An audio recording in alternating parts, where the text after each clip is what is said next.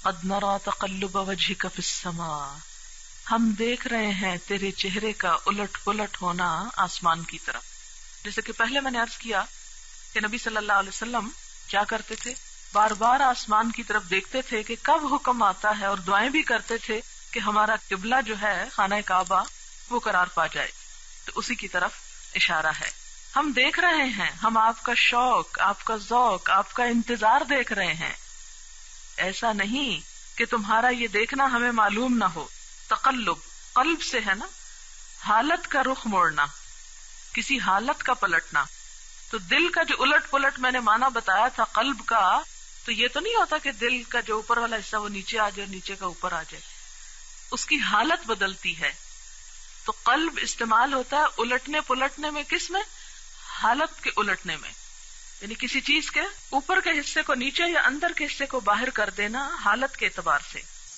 علامہ بغوی کہتے ہیں کہ مکہ میں آپ قبلہ کی طرف رخ کرتے، ہجرت کے بعد بیت المقدس کی طرف منہ کر کے حکم ہوا.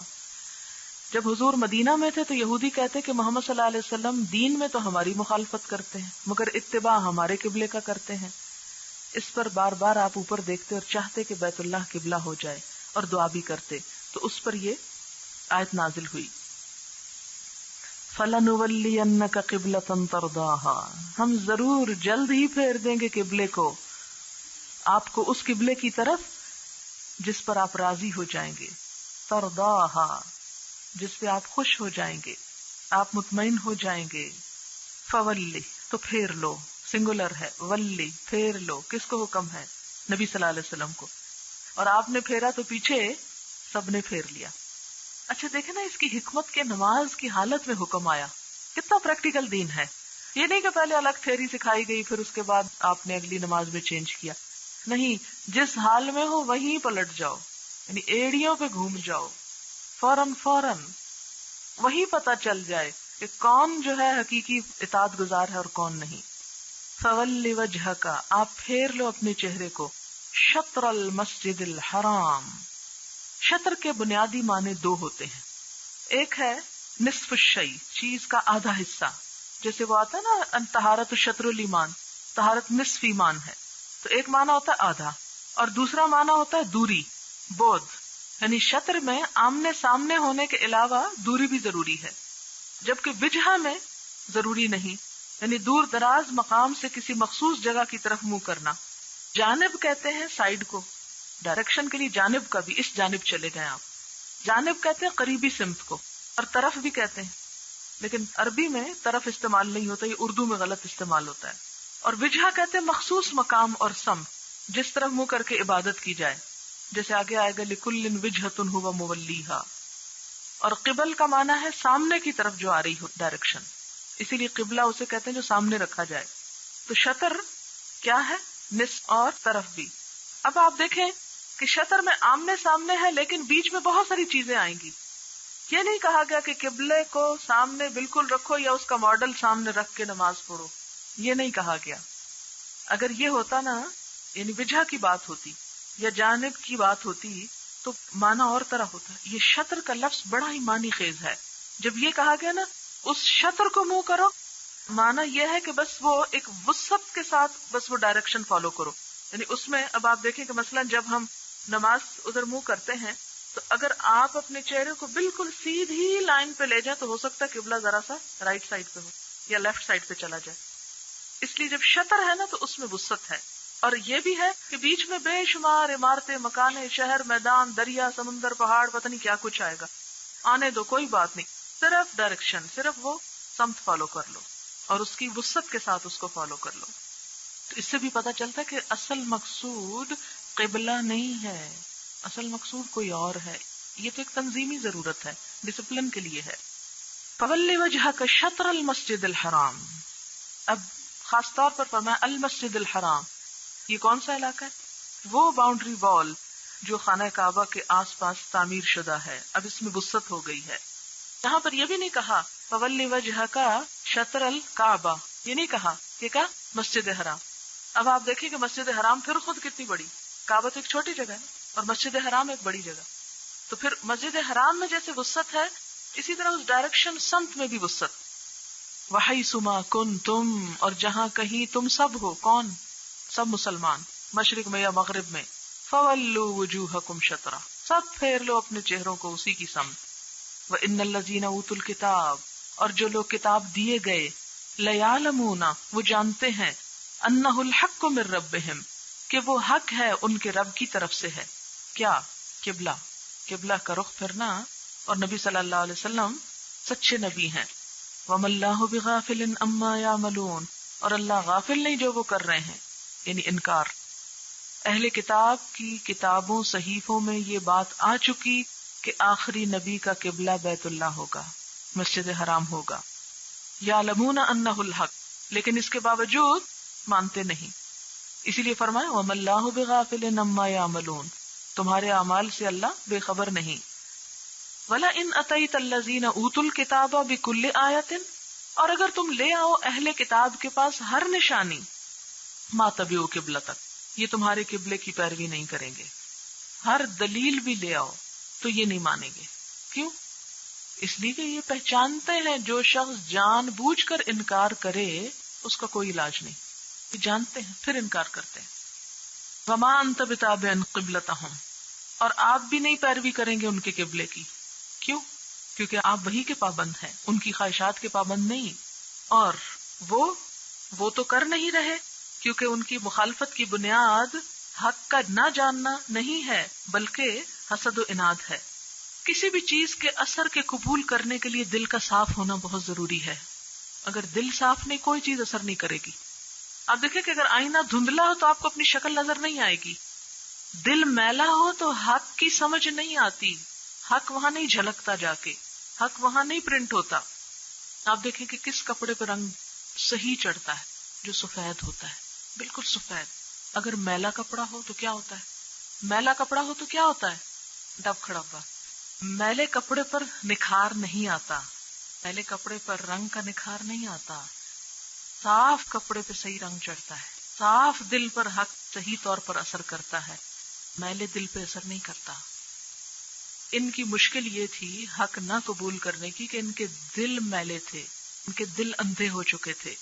اندھے کو روشنی نظر نہیں آتی نا، کوئی چیز سامنے نظر آتی مگر نظر نہیں آتی، لیکن جس کی آنکھیں کھلی ہوں، جس کی آنکھوں میں نور بصیرت ہو، اسے باہر کا نور بھی نظر آتا ہے۔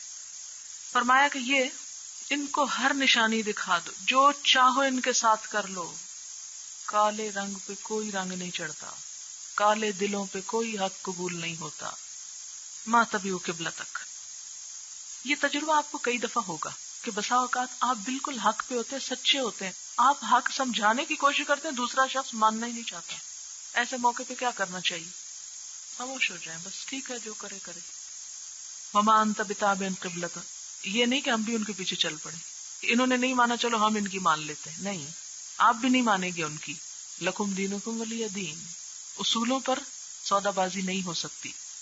اور پھر اللہ تعالیٰ ان کے اوپر سخت تنقید فرماتے، وما بعضهم بتابع قبلۃ بعض، اور ان میں سے بعض بھی بعض کے قبلے کی پیروی نہیں کرتے۔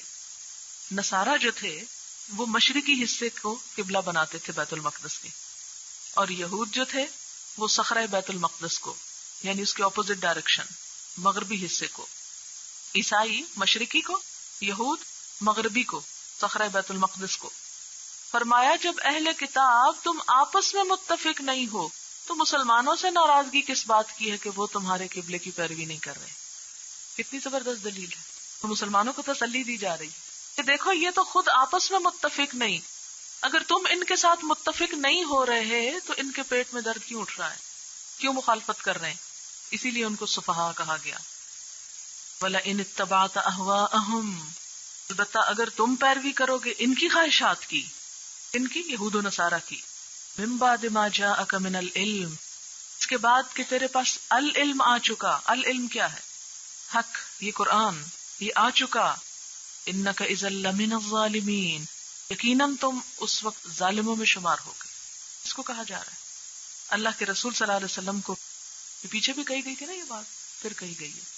اللہ تعالیٰ حق کے معاملے میں اپنے حبیب کو بھی اسپیئر نہیں کرتے کہ نہیں، حق حق ہے، سچ سچ ہے، اسے سچ ہی ہو کر رہنا ہے۔ سچ کی یہ علامت نہیں ہوتی کہ وہ اس پہ باطل چھا جائے، اس لیے آپ ان کی پیروی نہیں کریں گے. آپ دیکھیں عام روزمرہ زندگی میں بھی ہمیں ایک اصول بنانا چاہیے کہ ایک طرف اللہ کا حکم ہوتا ہے، ایک طرف بندوں کی مرضی ہوتی ہے. ہمیں کس پہ چلنا ہے؟ اللہ کی مرضی. کیوں؟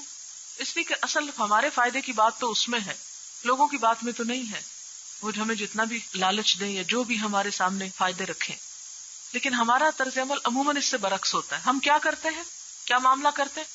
اللہ کے حکم کو پسے پش ڈال دیتے اور لوگوں کی باتیں جلدی سے مان لیتے ہیں، حالانکہ اس میں انسان کا اپنا ہی نقصان ہے. فرمایا نہیں. اور اسی لیے آپ دیکھیں وہ حدیث بھی یاد کر لیں کہ جس شخص کو اللہ نے قرآن کا علم دیا پھر وہ اس کے علاوہ کسی اور چیز سے متاثر ہوتا ہے، مرعوب ہوتا ہے، وہ قرآن کی توہین کرتا ہے. الذین آتیناہم الکتاب، وہ لوگ کہ جن کو دی ہم نے کتاب. کون ہے یہ؟ اہل کتاب. یعرفونہ، وہ پہچانتے ہیں اس کو. اس کون ہے؟ نمبر 1 نبی صلی اللہ علیہ وسلم، نمبر 2 قبلہ. کما یعرفون ابناءہم، جیسے وہ اپنے بیٹوں کو پہچانتے ہیں. حضرت عبداللہ بن سلام کی طرف اشارہ ہے جنہوں نے کہا کہ محمد رسول اللہ برحق ہیں. یہ یہودی تھے لیکن حق کو پہچان کر مسلمان ہو گئے. کہنے لگے میں اپنے بیٹے کے بارے میں یقینی طور پر نہیں کہہ سکتا کہ یہ میرا ہی بیٹا ہے، اس لیے کہ مجھے معلوم نہیں کہ عورتوں نے کیا کیا، لیکن اللہ کے رسول صلی اللہ علیہ وسلم کو میں اپنے بیٹے سے بھی بڑھ کر سچا اور حق نبی سمجھتا ہوں.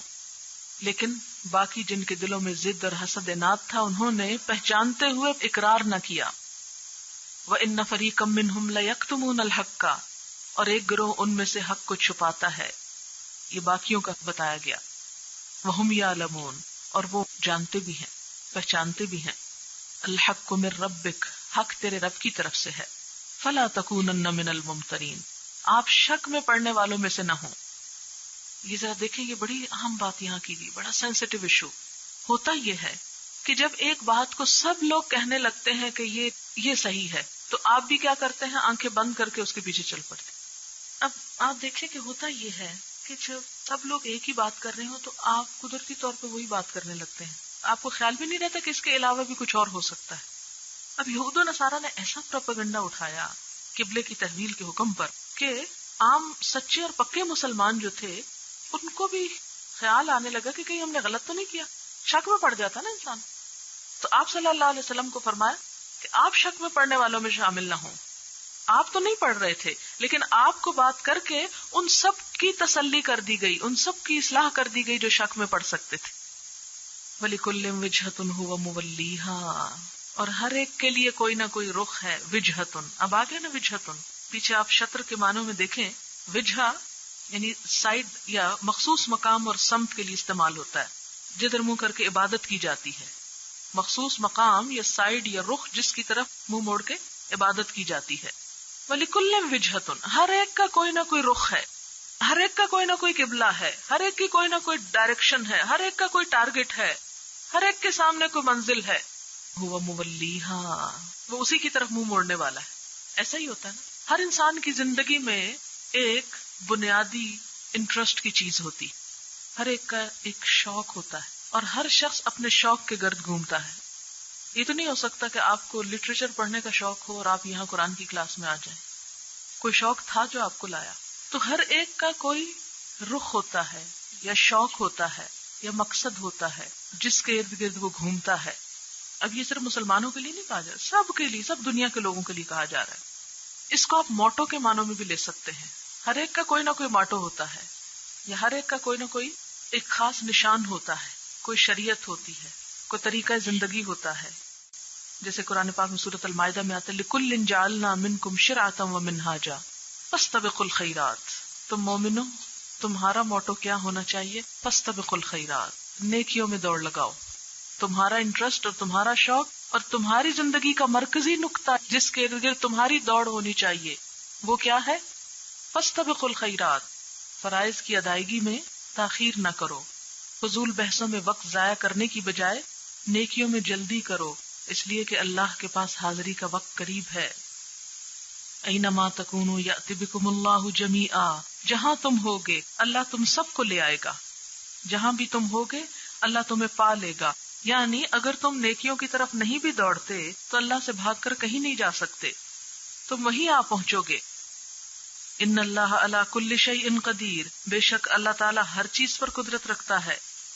ومن حیث خرجت فول وجہک شطر المسجد الحرام، پھر ریپیٹیشن، دوبارہ تکرار، پھر کہہ دیا تمہارا گزر جس مقام سے بھی ہو وہیں سے اپنا رخ مسجد حرام کی طرف پھیر دو.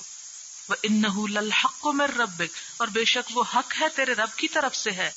وَمَا اللَّهُ بِغَافِلٍ عَمَّا تَعْمَلُونَ، اگر نہیں پھیرو گے تو جو بھی تم کرو گے اللہ اس سے غافل نہیں. وَمِنْ حَيْثُ خَرَجْتَ فَوَلِّ وَجْهَكَ شَطْرَ الْمَسْجِدِ الْحَرَامِ، تیسری بار. اب آپ دیکھیں پہلی بار کہاں ہے، اس سے پیچھے آیت نمبر ہے 144 میں، فَوَلِّ وَجْهَكَ شَطْرَ الْمَسْجِدِ الْحَرَامِ. اب یہاں 149 میں وَمِنْ حَيْثُ خَرَجْتَ فَوَلِّ وَجْهَكَ شَطْرَ الْمَسْجِدِ الْحَرَامِ. پھر 150 میں وَمِنْ حَيْثُ خَرَجْتَ فَوَلِّ وَجْهَكَ شَطْرَ الْمَسْجِدِ الْحَرَامِ. بار بار حکم. کیوں؟ نمبر 1 تاکید اور اہمیت کے لیے، تاکید کے لیے. نمبر 2 نسخ حکم کا پہلا تجربہ تھا، اس لیے ذہنی خلجان دور کرنے کے لیے. یہ نسخ حکم ہوا ہے کہ نہیں؟ ناسخ و منسوخ پڑھا نا ابھی پیچھے آپ نے، اس میں آپ نے کیا پڑھا؟ ایک نسخ کیا ہوتا ہے؟ حکم منسوخ کر دیا جاتا ہے، اس کی بجائے دوسرا حکم لے آیا جاتا ہے. یہاں پر کیا ہوا؟ پہلے ایک حکم ہے، وہ کتاب میں ہے نہیں، ہے نا نبی صلی اللہ علیہ وسلم کے پاس، اور دوسرا حکم آ گیا کہ اب چہرہ اپنا خانہ کعبہ کی طرف کر لو. تو پہلا حکم کیا ہو گیا؟ منسوخ ہو گیا. اب مجھے بتائیں وہ لوگ جو ناسخ و منسوخ کا انکار کرتے ہیں وہ اس آیت کو کس طرح انٹرپریٹ کریں گے؟ وہ کہتے ہیں یہ بھلا کیسے ہو سکتا ہے کہ قرآن میں کوئی چیز منسوخ ہو جائے یا اللہ تعالیٰ کا کوئی دیا ہوا حکم جو ہے وہ بدل جائے. نہیں، ضرورت کے مطابق ایک مخصوص حالت میں تبدیلی ہوئی. تو چونکہ نسخ حکم یہ پہلی دفعہ ہوا تھا، اس لیے مسلمانوں کے شک کو دور کرنے کے لیے یہ بالکل ایسے ہی ہے جیسے آپ دیکھیں مثلاً اگر کل یہ پروگرام بنے کہ آپ کی یہ تفسیر کی کلاس پہلے ہوگی اور پہلی کلاس بعد میں ہوگی، تو اب اگر ایک ہی دفعہ صرف اعلان کیا جائے تو بہت سے لوگ کیا کر جائیں گے، اس میں غلطی کھا جائیں گے. ایسا ہوتا ہے نا کئی دفعہ. اچھا ہم نے تو سنا ہی نہیں ہے کس وقت کہا گیا تھا کہ یہ کلاس پہلے ہوگی.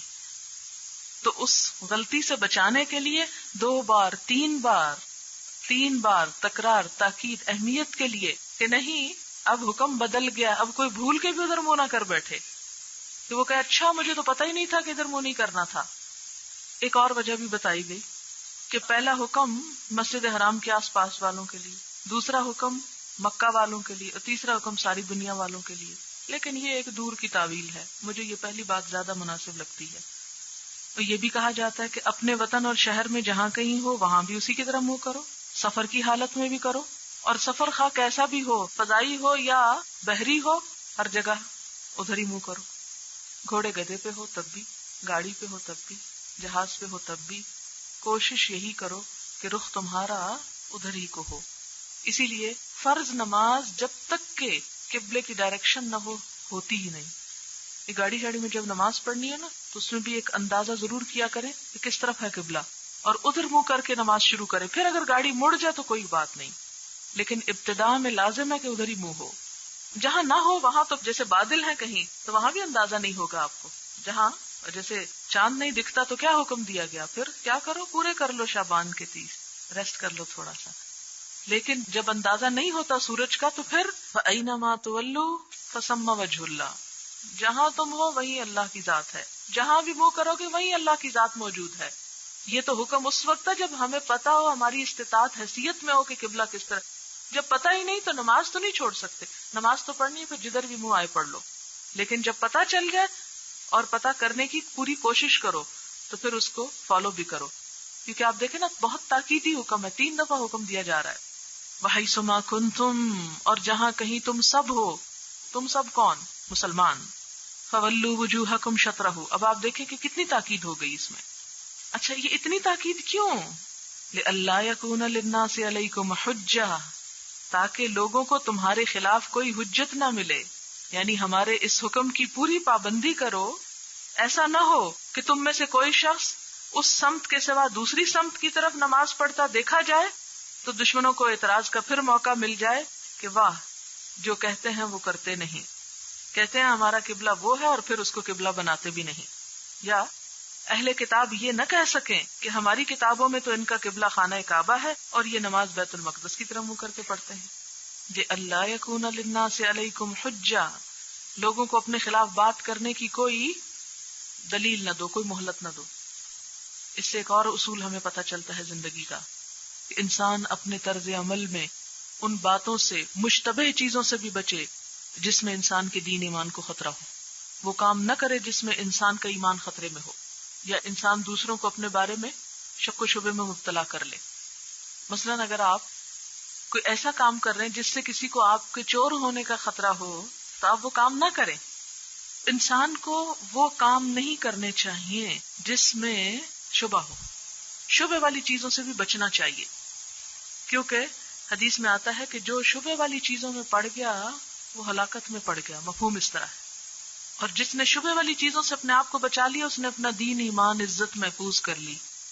مثلاً آپ ٹیسٹ دے رہے ہیں تو آپ کو یہ تو یاد ہی ہوگا کہ اللہ تعالیٰ آپ کو دیکھ رہا ہے، آپ کسی کی طرف نہیں دیکھیں گے. لیکن بسا اوقات انسان دیکھتا نہیں مگر ایسے ہی بے خیالی میں دوسرے کی طرف دیکھ رہا ہوتا ہے. تو بے خیالی میں بھی نہ دیکھیں دوسرے کی طرف، خیال سے بیٹھیں اس دن کہ کوئی آپ کو دیکھ کے یہ شک نہ کرے کہ آپ خائن ہیں، خیانت کار ہیں، نگاہوں کے چور ہیں، نقل خور ہیں.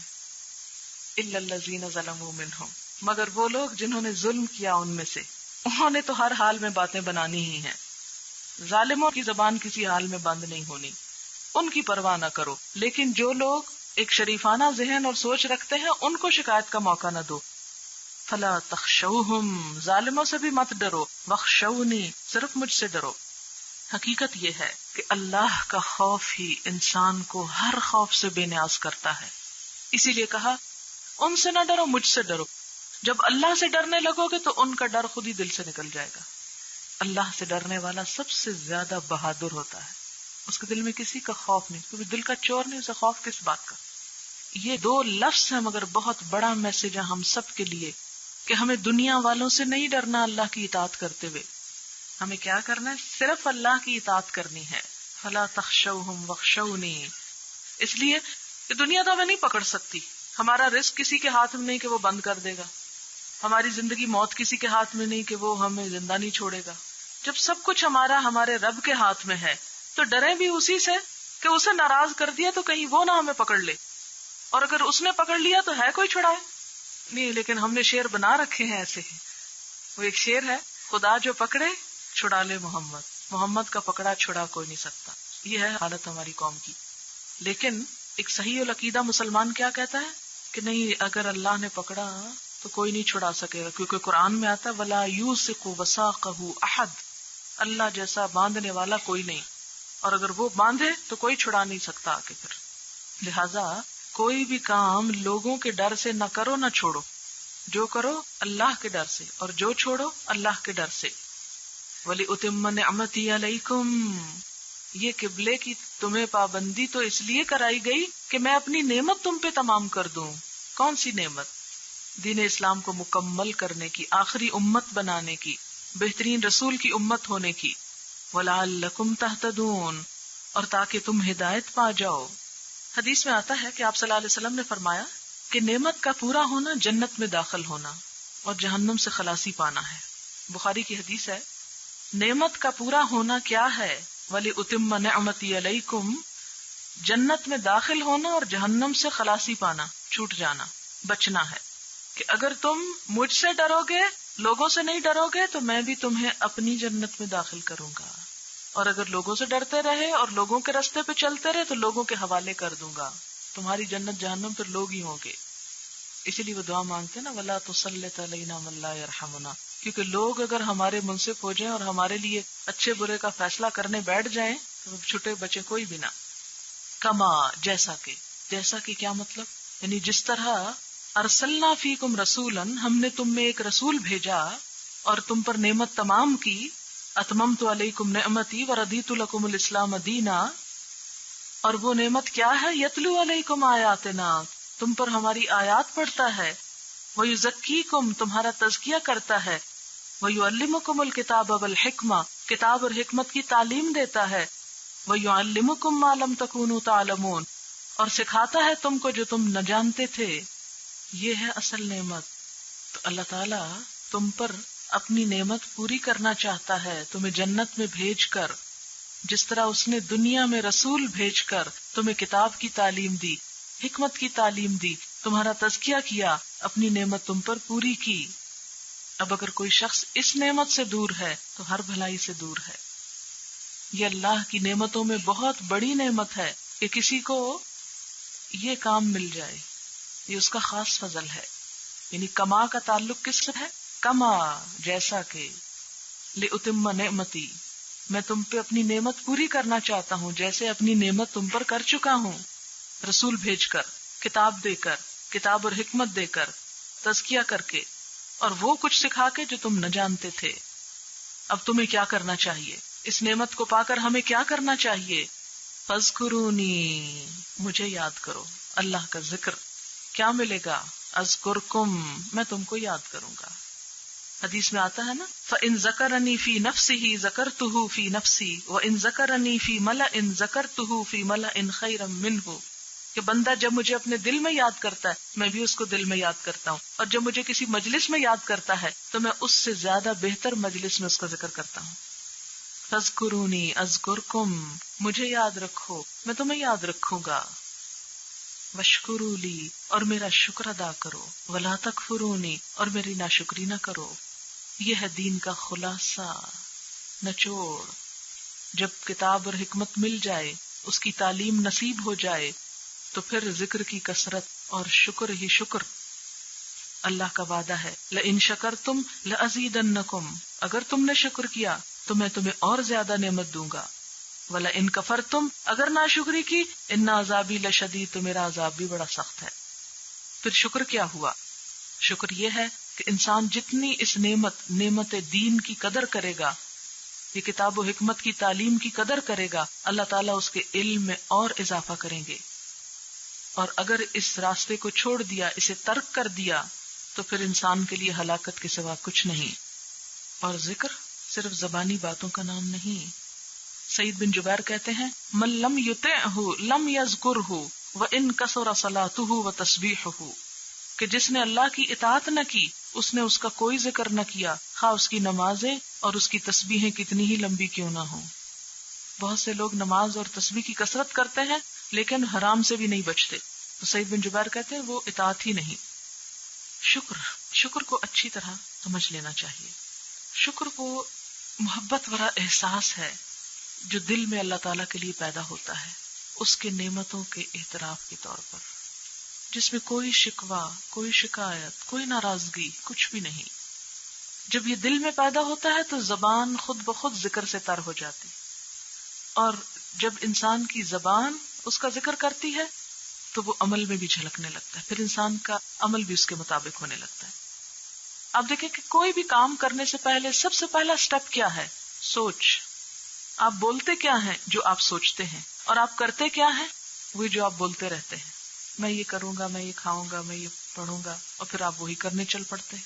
تو اس لیے دل کا احساس جتنا گہرا ہو اتنا ہی عمل میں سچائی آتی چلی جاتی ہے.